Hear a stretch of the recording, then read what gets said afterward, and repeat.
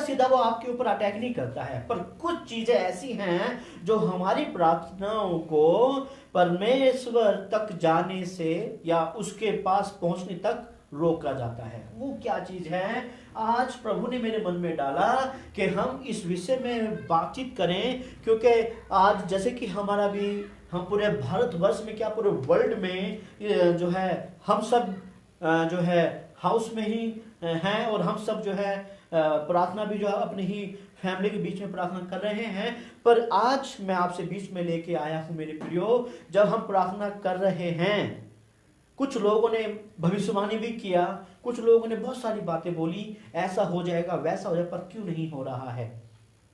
क्यों उसका रिजल्ट नहीं हमें मिल रहा है प्रार्थना का? क्योंकि कुछ बातें आज हम जानने वाले हैं।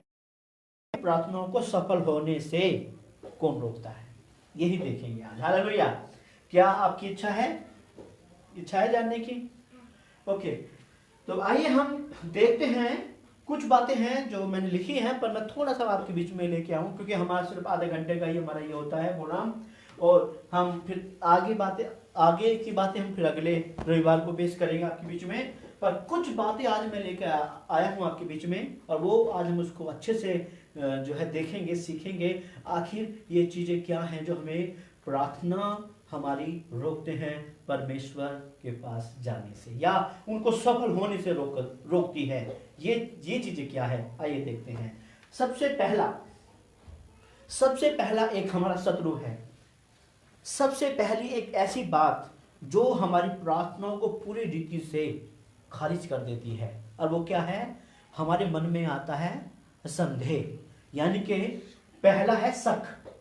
आइए बाइबल में मेरे साथ निकालें, खोलें, जो है मरकुस की किताब निकालेंगे। निकालें मेरे साथ, खोलें मरकुस की किताब, जो नए नियम में मती से आगे है। निकालें उसका 11 अध्याय,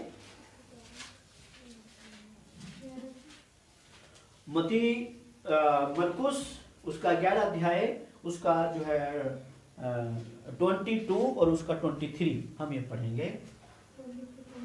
हाँ, യേശു അവരോട് ഉത്തരം പറഞ്ഞത്, ദൈവത്തിൽ വിശ്വാസമുള്ളവർ ആയിരിപ്പാൻ ആരെങ്കിലും തന്റെ ഹൃദയത്തിൽ സംശയിക്കല്ലാതെ ഞാൻ ആരെയും പറയരുത്। अभी हमने मलयालम में पढ़ा, पर अब हम हिंदी में पढ़ना चाहते हैं। यहाँ पे क्या लिखा है, कोई पढ़े मेरे लिए? यीशु ने उसको उत्तर दिया कि परमेश्वर पर विश्वास रखो। मैं तुमसे सच कहता हूँ कि जो कोई इस पहाड़ से कहेगा कि तू उखड़ जा और समुद्र से, और जो है समुद्र में जा पड़ और अपने मन में संदेह ना करे, तो क्या होगा? तुम्हारी प्रार्थनाओं को सुन लिया जाएगा। हालेलुया। पर इसके नीचे एक चीज और कहा जाता है, वो कहा जा रहा है कि तुम्हारी प्रार्थना क्यों नहीं सुनी जाती? क्योंकि तुम जो है किसी उसी चीज को, क्या कहते हैं यहाँ पे, अगर हम इसको ध्यान से पढ़ेंगे, ध्यान से पढ़ते हैं, तो यहाँ पे लिखा है, इसलिए तुम मुझसे यूं कहते हो कि जो कुछ तुम प्रार्थना करके मांगो तो विनती कर लो कि तुम्हें मिल गया, परंतु तुम्हारे लिए हो जाएगा। और जब तुम जो है खड़े होकर प्रार्थना करते हो, तो बहुत सारी बातें हैं इसमें, पर एक चीज यहाँ पे और भी कहा जाता है, जब हम इसको देखेंगे, आगे पढ़ते हैं, बाद में पढ़ेंगे, तो एक चीज और लिखा जाता है कि तुम्हें क्यों नहीं मिल रहा है? क्योंकि तुम बुरी इच्छा से रखते हुए मुझसे प्रार्थना करते हो, मुझसे मांगते हो। हालेलुया। खैर, बातें ये नहीं है, बात है, हम बात करेंगे अपने मुद्दे पे। जो है हमारा मुद्दा क्या है? हमारे मन में आ जाना, क्या आ जाना? जो है संदेह आ जाना, जो है शक आ जाना। आखिर ये आता कैसे है हमारे मन में शक? क्यों शक आता है हमारे मन में? आप बता सकते हैं कोई? क्योंकि आप उदाहरण दीजिए, मैं एक उदाहरण देता हूं आपको। क्योंकि बाइबल बताती है कि जब अब्राहम को 99 ईयर्स का 99 ईयर्स और एक जो है और बंदा था, मैन था, एक जो है बुजुर्ग व्यक्ति था, पर उसके पास कोई भी औलाद नहीं थी।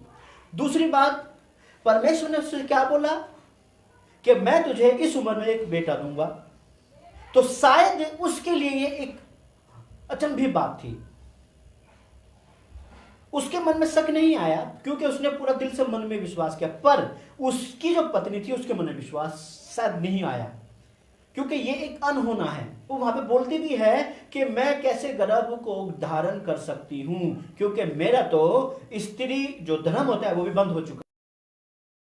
दूसरी बात, जब हम बाइबल में पढ़ते हैं, एक स्त्री, एक सूबेदार आते हैं प्रभु के पास, कहते हैं प्रभु मेरी बेटी में मेरे जो जो जो जो जो नौकर है मेरा, जो दास है मेरा, वो बीमार है तो यहां से ही प्रार्थना कर दे, वो वहां पे ठीक हो जाएगा।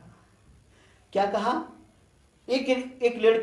एक लेडीज को यीशु मसीह बोलते हैं कि लड़कों की रोटी लेकर कुत्तों के सामने डालना उचित नहीं है, पर वो लेडीज जो क्या बोलती है, वो बोलते हैं कि प्रभु ठीक है, सत्य बात है, परंतु कुत्ते भी तो मेज से जो गिर जाता है चूर चार खा के उससे भी अपना पेट भर लेते हैं। तो यहाँ पे यीशु मसीह बहुत अच्छी बात बोलते हैं कि ऐसा विश्वास मैंने इजराइल में भी नहीं देखा। कैसा विश्वास? जो संदेह ना करता हो। अगर हम देखते हैं जब यीशु मसीह मुर्दों में से जी उठे और घूमते रहे, अपने लोगों से मिलते रहे, पर एक चेला था जिसने विश्वास नहीं किया, उसके मन में संदेह था, और वो कौन था? हम सब जानते हैं, थोमा। जैसे ही थोमा के ने अपने मन में विचार किया, तुरंत यीशु मसीह प्रकट होते हैं और क्या कहते हैं? मुझे छू के देख, क्योंकि भूत के हड्डी और मांस नहीं होते, पर मेरी पसली में हाथ डाल, मेरी उंगलियों में हाथ, जो हथेली है उसमें हाथ डाल के देख कि मैं जीवित हूं। Hallelujah, hallelujah. तो ये है कि सबसे पहले संदेह कैसे आएगा आपके मन में, कि जैसे कि प्रभु ने, आपने प्रार्थना किया कि परमेश्वर मुझे एक जो है नौकरी चाहिए, या मेरी शादी होनी चाहिए, या मुझे बच्चा चाहिए, या मैं जो बीमारी है मैं वो ठीक हो जाऊं, तो आपके मन में संदेह कैसे आएगा? कैसे आएगा कि कैसे होगा, कैसे होगा, है ना, कैसे होगा। और जैसे मन में ये आपके आता है, तो बाइबल में यीशु ने अभी बहुत अच्छी बात बोली कि अगर तू मन में संदेह ना करे और अगर इस पहाड़ से कह दे ये उखड़ कर समुद्र में गिर जा, तो वैसा हो जाएगा। मेरे प्रियो, ये जो पहाड़ दिखते हैं, ये इनकी बात नहीं कर रहा है यीशु मसीह, ये आत्मिक बात कर रहा है यीशु मसीह कि आपके जीवन में जो पहाड़ हैं वो आप उनको बोलो मेरे जीवन से पहाड़ उखड़ जा, तो वो उखड़ जाएंगे। हालेलुया। आपके मन में, जो आपके जीवन में, आपके परिवार में जो पहाड़ जैसी समस्याएं हैं, अगर आप उनसे बोलोगे कि यीशु के नाम से उखड़ जा, और मैं विश्वास करता हूं, तो वो उखड़ जाएंगे। Hallelujah, hallelujah. इसलिए अगर आप किसी बात में संदेह करते हैं तो संदेह करना बंद करें। विश्वास करें खुदा के कलाम पे, विश्वास करें प्रभु के कलाम पे, विश्वास करें उसकी जो है, जो उसने जो वादा किया है आपसे। परमेश्वर आपकी वादों को, आपकी जरूरतों से मुंह नहीं मोड़ेगा। हालेलुया, मुंह नहीं मोड़ेगा, वो आपके साथ रहेगा, आपके लिए वो हमेशा तैयार है, और आपके लिए वो बड़े से बड़ा काम कर सकता है। ये मेरा विश्वास है। Hallelujah, hallelujah. तो खुदा आपको आशीष दे। आइए दूसरा देखते हैं मेरे प्रियो, हम दूसरा देखते हैं, क्योंकि जब हम अपने हृदय में संदेह लाते हैं तो हम उस प्रार्थनाओं की आशीष को खो देते हैं। हालेलुया। आइए एक वचन हम निकाले मेरे साथ में, मरकुस की किताब और उसका 6 अध्याय, जल्दी से निकालेंगे। उसका 6 अध्याय, उसका 5 और 6 पढ़ देंगे जल्दी से।